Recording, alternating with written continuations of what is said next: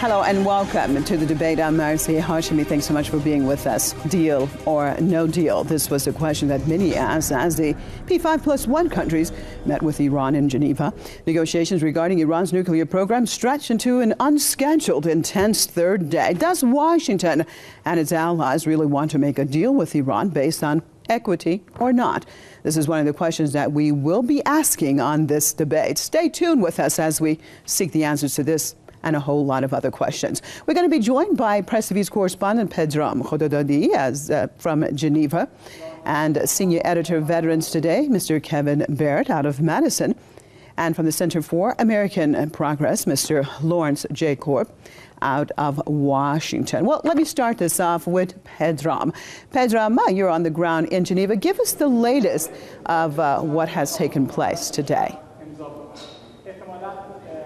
Today has been a day of negotiations. We've had negotiations from early in the morning today. And the last negotiation was a trilateral meeting between the EU, the US, and Iran. In this meeting, which finished in 15 minutes, we don't know what happened, but before that I interviewed Iran's Foreign Minister Mohammad Javad Zarif, and I asked him whether there's no deal. He didn't say there's a deal or not, but he just said there has been good progress that has been made. So the likelihood of a deal seems slim. He didn't talk about the talks going into another day. He said the talks will go into another round.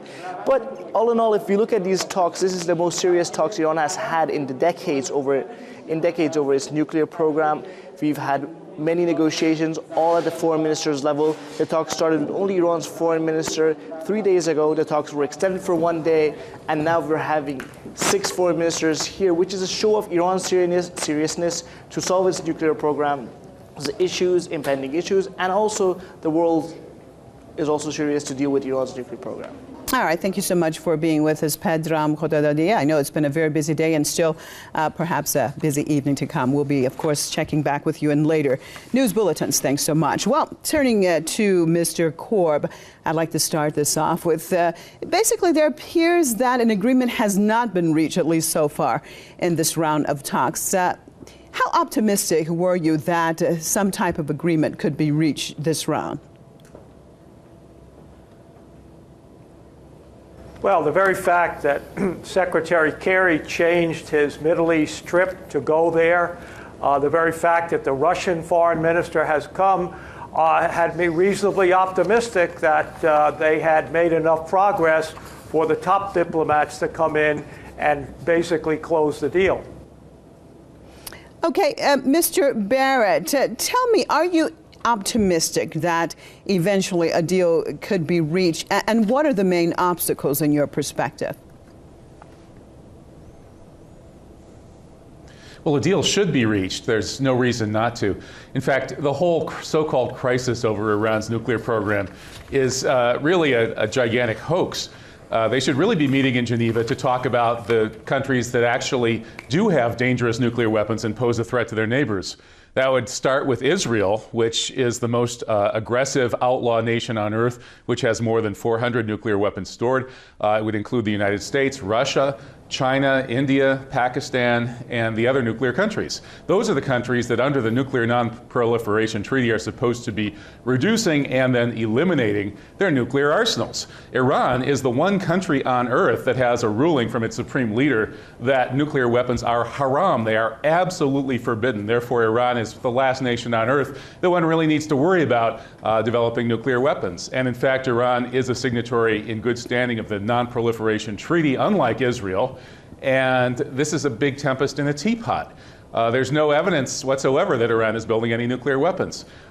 So there's no reason not to make this deal because Iran doesn't want nuclear weapons. All that needs to be arranged is a way to get the Western powers to stop harassing Iran under false pretenses. And that should be easy. Both sides can easily agree to something that will assure everyone that Iran is not developing nuclear weapons. And it would be nice if it also included some kind of roadmap to getting the genuinely dangerous and aggressive nuclear powers, starting with the State of Israel, to getting rid of their nuclear weapons as well. So I guess I'm optimistic that such a deal will be reached in the short run on Iran, but I'm not so optimistic that the world's dangerous nuclear-armed powers are going to be willing to do their part in living up to the Non-Proliferation Treaty and reducing and then eliminating their nuclear stockpiles. Okay, what about that, Mr. Korb, what Mr. Barrett has said, that he sees that the Western countries have been harassing Tehran and that there is absolutely no reason that the sides cannot come to an agreement? Well, there's no reason that they can't come to an agreement, but the fact of the matter is Iran did sign the Non-Proliferation Treaty. India, Pakistan, Israel have not, so therefore they're not subject to it. If you ask me the most dangerous place in the world with nuclear weapons today, I would say Pakistan, which is a very unstable government.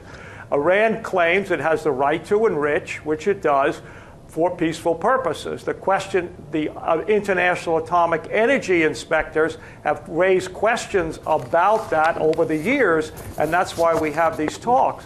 And it's not just the Western powers. Russia and China have joined in these negotiations, as well as the sanctions.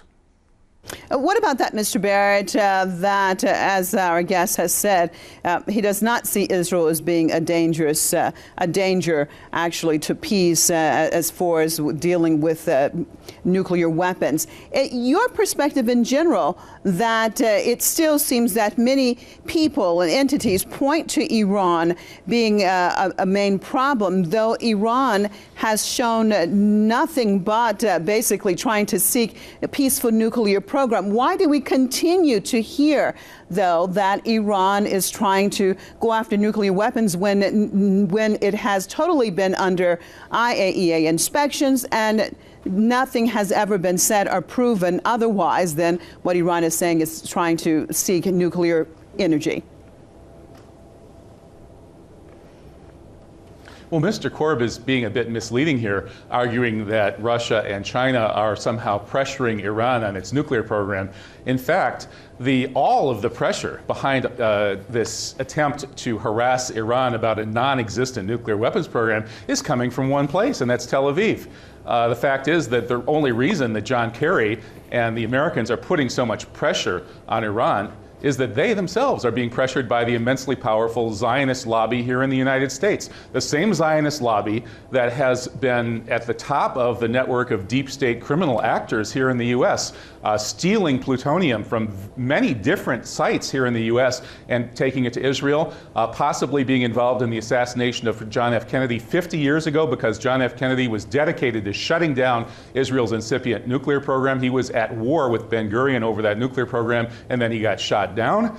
We have the Karen Silkwood case, when Karen Silkwood was poisoned by a Kerr-McGee nuclear energy company because they had stolen 50 pounds of plutonium. The criminal mafia that's mixed in with the intelligence services here in the U.S.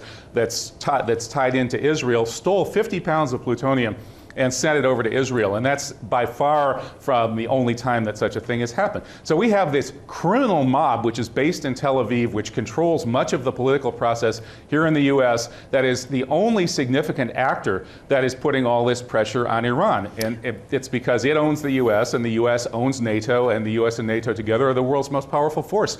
Well, let me get Mr. Korb to comment on this. Stay with me, Mr. Barrett. Stay with me, Kevin Barrett. Mr. Korb, what about that? We've seen, even today, the French foreign minister, during these last negotiations, has said that no deal would be would basically be made that would cause problems for Israel. Exactly what does Israel have to do with these nuclear negotiations between Iran and the P5+1? Why is Israel, it seems that Israel is a priority in all of this?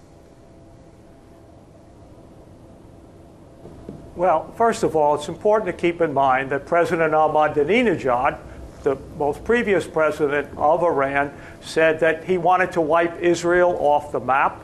The Ayatollah Khomeini basically has said that's not true. That's Israeli a lie. Government is illegal and illegitimate. So no, he said it. I'll give you the quote. That's true. And son, I didn't interrupt you when you come out with all that BS. It is illegal and illegitimate. Let me talk, okay? And then you can respond.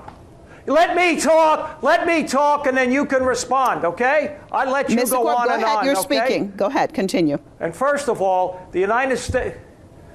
All right, the United States did not help Israel develop a nuclear bomb. It was France that helped it. The Nixon administration did not want that to happen. They presented with a fait accompli. But basically, that's why Israel is concerned, because of some of the statements being made by Iranian leaders. But the issue, and again, it's not just the United States. The sanction regime is supported by both Russia and China, okay? Not just the Western powers. Okay, but let me go back to the question. Mr. Corp, please stay on track. Mr. Corp, the question that I just asked was regarding the French foreign minister's comments about making sure that nothing agreed to would cause any harm to Israel. My question to you is, why is Israel the priority, it seems, above any other entity? Why is it so important for these parties that Israel is satisfied?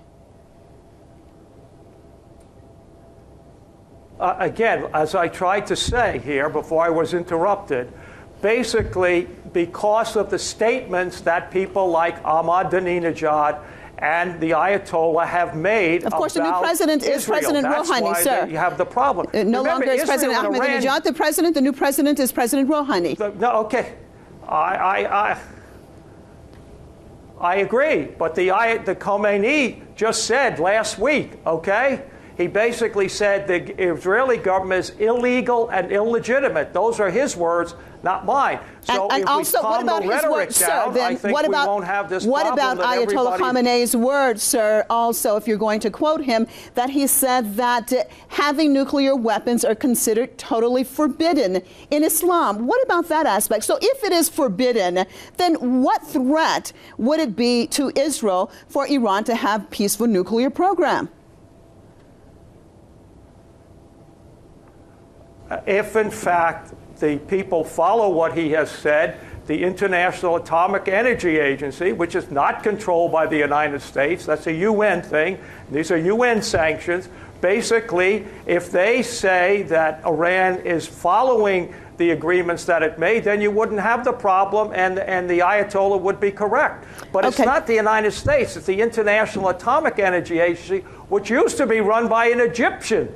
All right, what about that, Kevin Barrett? On the one hand, we have Mr. Korb quoting Ayatollah Khamenei and saying as far as how he talks about the Israeli entity that he accepts. But on the other hand, when Ayatollah Khamenei says that absolutely no way would Iran ever go after nuclear weapons, it is forbidden, it is haram, and absolutely not needed, that seems to be overlooked in the international community. Why is that the case, sir? Well, that's because what Mr. Korb is hiding and what all of the other Zionist propagandists are hiding is the fact that the entire Middle East agrees with Ayatollah Khamenei that the regime occupying Jerusalem is absolutely illegitimate.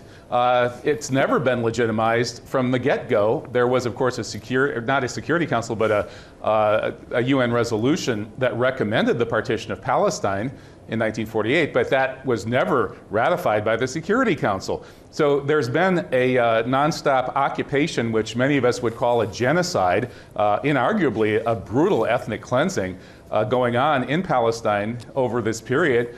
And the fact is that virtually the entire Middle East is in agreement that this regime occupying Palestine is illegitimate. Now, Iran won its independence with its Islamic Revolution of 1979, and it now has a government that is independent enough to say what everyone in the Middle East believes. Now, this is what's really behind the harassment of Iran. It has nothing to do with any nuclear weapons. Iran isn't building nuclear weapons. Everyone knows that. The CIA has certified that repeatedly.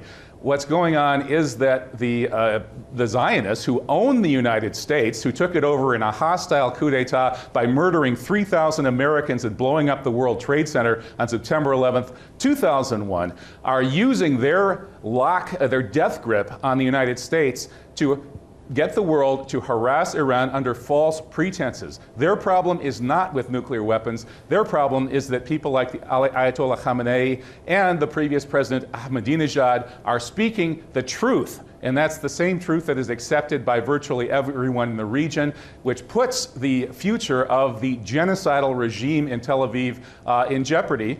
And so they're lashing out in any way they can to harass Iran. And that's the bottom line of what this is really all about. Let's look at it, because many times with the P5+1, they say they want a show of goodwill. If we go back to 2005, we see that Iran actually suspended its enrichment program and basically got nothing in return. In 2010, we see once again that Iran came to an agreement, nuclear swap agreement with Turkey, to try to avoid what the P5+1 wanted them to avoid.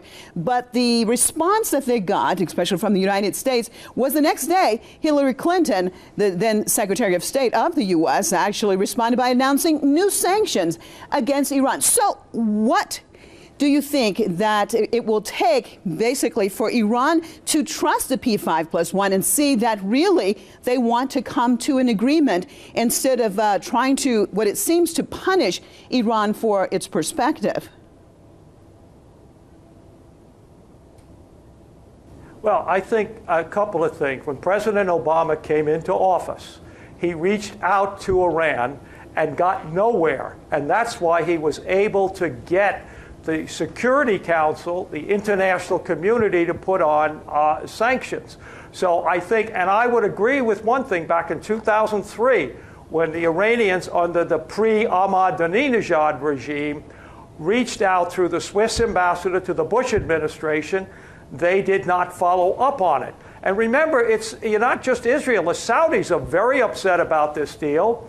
The Egyptians, by the way, recognize Israel, so it's not just, the United States. The first country to recognize independent Israel after the UN was then the Soviet Union. So this history, it has nothing to do with it. But I agree that basically President Obama in his campaign said, I'm going to reach out. In fact, the previous president, Ahmadinejad, made an agreement to ship some of the enriched uranium to Russia, but when he got back to Iran, basically he was overruled by the Republican Guard. So we've had a lot of stops and starts. I think we're at a moment now where basically we can make progress with Rouhani and Zarif. Both of those people in the past have, expressed support. Will it be happy? As I say, the people most adamant against it is Saudi Arabia.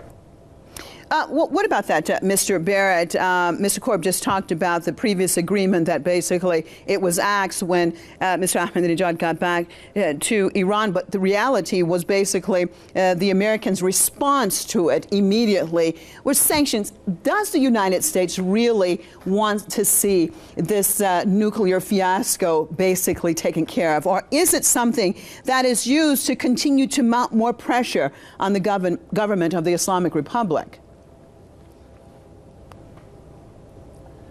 Well, I think Mr. Korb did mischaracterize what happened in 2003. That was an Iranian offer to come to a kind of a grand agreement that amounted to making tremendous concessions and basically giving the Americans what they had asked for. And the Americans wouldn't accept it. So they wouldn't accept their own terms. Which was because at that time the U.S. was waging this psychotic ultra-Zionist Likudnik war on terror in the wake of the Mossad's 9/11 false flag operation. That's the real history of 2003. But as to today, I think that everything has changed. It seems that, yes, Saudi Arabia has made an alliance with Israel to try to maintain these two illegitimate and utterly outmoded regimes. We're living in a post-racist, post-colonialist, post-feudal, post-monarchical era. You don't have feudal regimes like this ludicrous Wahhabi regime in Saudi Arabia anywhere else, and you don't have racist, genocidal regimes like the Zionist regime anywhere else. South Africa is gone, and it was not nearly as racist as Israel is. So these two completely outmoded regimes that are doing unacceptable things in today's world, Saudi Arabia and Israel, have formed an alliance. They jointly sponsored this brutal Pinochet-style coup d'etat in Egypt. So they've taken over Egypt temporarily. Mr. Korb is right. And this reactionary alliance which is also tied in with the ultra-reactionaries here in the U.S., the Christian Zionists, the craziest, most reactionary Neanderthals you could imagine, and the Zionist lobby itself. All of these folks have teamed up and are trying to push the Middle East back into the age of Genghis Khan or worse. And the progressive forces in the world aren't going to allow it. And I think they are going to reach some kind of agreement on this bogus nuclear issue with Iran. And I think the world is going to keep moving forward, and the Middle East is going to keep moving forward, and these regimes in Israel and Saudi Arabia are going to be left behind. All right, and thank you for being with us, both of you. Senior editor of Veterans Today, Mr. Kevin Barrett out of Madison, Wisconsin. And from the Center for American Progress, Lawrence J. Corp out of Washington. And as always, viewers, we appreciate you being with us, and make sure you join us right here, same time, same place tomorrow. I'm Marzi Hashemi signing out for the debate right here in Tehran. Thanks so much, and goodbye.